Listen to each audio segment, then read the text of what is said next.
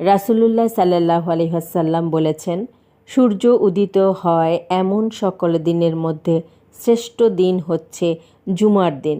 এই দিনই আদম আলাইহিস সালামকে সৃষ্টি করা হয়। এই দিনই তাকে জান্নাতে প্রবেশ করানো হয়। এই দিনই তাকে তা থেকে বের করা হয়। আর এই জুমার দিনই কিয়ামত সংঘটিত হবে। মুসলিম 1847, তিরমিজি 888। যে ব্যক্তি পরপর 3টি জুমার প্রতি অবহেলা প্রদর্শনপূর্বক ছেড়ে দেয়, আল্লাহ তাআলা তার অন্তরে মোহর মেনে দেন।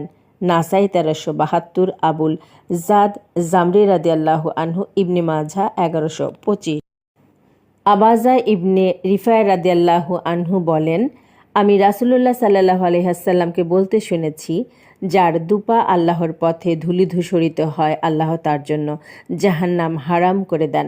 বুখারী 800।